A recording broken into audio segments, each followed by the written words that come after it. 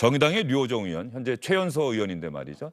본회의장에 어떤 복장으로 오느냐. 사실 이 부분이 핵심적인 주제는 아닙니다. 국회의원은 누구나 국회의원도 사람이고 본인이 선택할 수 있는 권리가 있는 것이죠. 다만 기존에 어떤 국회의원 다움이라고 할까요? 이런 데에 대해서 젊은 류호정 의원이 일종의 어떤 문제의식을 갖고 있는 것 아닌가. 최근에는 멜빵 바지 차림으로 국회 본회의장에 들어오는 모습이 포착이 돼서 또 기사화되고 상당히 화제가 됐었는데 이 멜빵 바지를 입은 것과 관련해서 류호정 의원은 멜빵 바지는 미국에서 아마 노동자들이 입었던 복장 아니냐. 이렇게 그리고 평소에도 늘 잘 입고 다니는 옷이다 이렇게 이야기를 했는데요.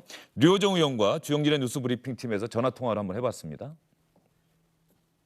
네, 멜빵 바지에는 특별한 이유가 없습니다. 사실 작년부터 몇 번 입고 국회에 출근한 적이 있거든요. 자유롭고 활동하기도 편해서 좋아하는 편이고요. 국감에서 입었던 노동자 복장이나 이번에 타투어법 알리기 위해서 입은 드레스는 보여주기 위해서 입은 게 맞습니다. 그런데 원피스나 어제 멜빵 바지 같은 거는 정말 아무 이유가 없는 거거든요. 저는 전에 직장에서도 이렇게 입었었고 국회는 일하는 곳이기 때문에 일하기에 편한 복장이라면 입을 수 있다고 생각합니다. 이런 게 파격이라고 한다면 계속될 것 같습니다. 그런데 이런 게 파격이 아니게 돼야 한다고 생각하거든요. 곧 그렇게 되리라 기대합니다. 김연아 전 의원은 류호정 의원의 저 생각에 동의하십니까? 반은 동의하고 예. 또 반은 동의하지 않습니다. 예. 예. 그게 어떤 저는 지난번에 그 타투 의상과 관련해서도 그런 말씀을 드렸는데요. 류호정 의원의 저런 시도 저는 300명 중에 분명히 1명 정도는 있어야 된다고 생각을 합니다. 근데 본회의장은 저는 좀 다르다고 생각합니다.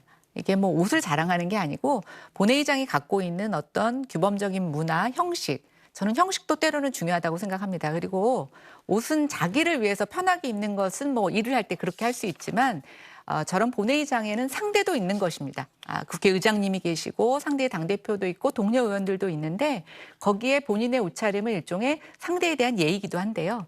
우리가 그런 예의를 잘못한 경우에 상대방이 이 사람은 나한테 그런 예의를 갖추고 있지 않구나라고 하는 오해를 살 수가 있어서 네. 뭐 타이를 안 하고 조금 더 편하게 옷을 입는 문화로 우리가 바꿀 수는 있지만 저런 것이 모든 사람에게 다 적용돼야 되는 또 본인만이 그것을 하고 있다라고 하는 거 여기게 될까 봐 조금 우려하는 모습은 저는 보입니다.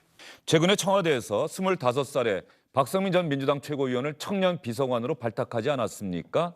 이것과 관련해서 단지 나이가 어리다는 이유로 1급 비서관 자리에 앉히는 게 과연 공정한 일이냐. 그날 함께 발표된 교육비서관은 행정고시 합격하고 30년 열심히 일한 다음에나 1급 비서관이 됐는데 어떻게 별다른 경력이 없는 박성민 전 최고위원이 젊다는 이유만으로 청년 비서관이 될 수 있느냐. 이런 비판도 있고요.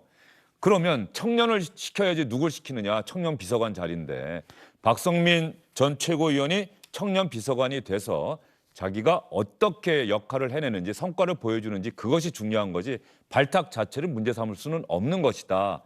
거기에 그걸 비판하는 것 자체가 어떤 꼬투리 잡기 아니냐 이런 의식도 분명히 있습니다. 여기에 대해서 같은 연배인 정의당의 류호정 의원은 어떻게 생각하는지 저희가 한번 들어봤습니다. 사실 저는 이미 힘내시라고 응원 메시지를 보냈거든요. 제 번호가 저장되어 있으신 것 같진 않지만 제 마음이 그렇게 보냈고요.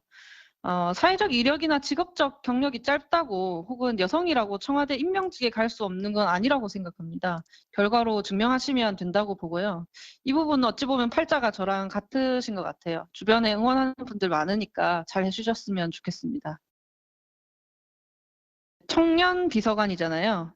그래서 청년의 눈으로 공감할 수 있는 정책을 만들어 주시길 바라고요. 대통령을 보좌할 때 보통의 청년으로서의 시각, 관점을 잃지 않으면 충분한 지지를 받을 수 있을 거라고도 생각합니다.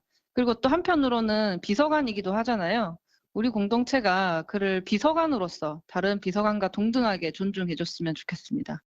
글쎄 어쨌든 청년이니까 이렇게 이야기를 하면서 인사권자인 대통령이 있기 때문에 제가 뭐라고 말할 수는 없겠습니다라고 이야기를 했는데 예전 같으면 저런 인사가 나면 뭐 개인적으로 비판하고 아유 뭐 어떻게 너무 젊은 거 아니야? 이럴 수도 있고 뭐 청년 비서관이니까 청년을 안 쳤네 이렇게 넘어갈 수가 있는데 최근에는 어떤 비판적인 의견들이 집단적으로 이렇게 형성이 되면서 그것이 사회적으로 인지가 된다는 거죠.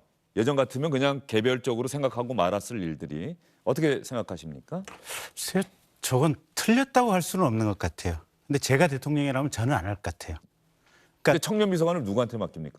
아니, 그러니까 지금 현재 대체로 우리 사회가 청년이라고 하면 40대 중반까지 정도는 청년이다라고 지금 그렇게 가지고 있고, 확장시켜서 아니 실제로 사회에서 그렇게 하고 있습니다. 그래, 법에도 그렇게 하고 있고요.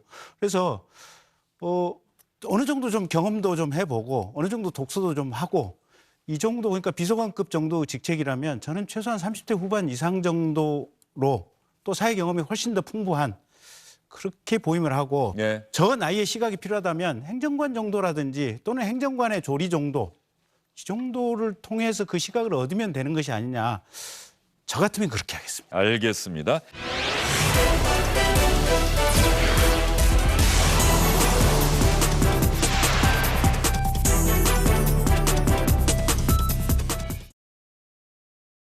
안녕하십니까, 주영진입니다. 더 많은 뉴스와 라이브 이벤트를 보고 싶으시다면 화면 오른쪽을 눌러서 구독해 주시기 바랍니다. 저희 SBS 앱을 다운로드 받으시면 뉴스 속보 알림도 받아보실 수 있습니다. 텔레비전으로도 SBS 뉴스, 유튜브로도 SBS 뉴스 잊지 마시기 바랍니다.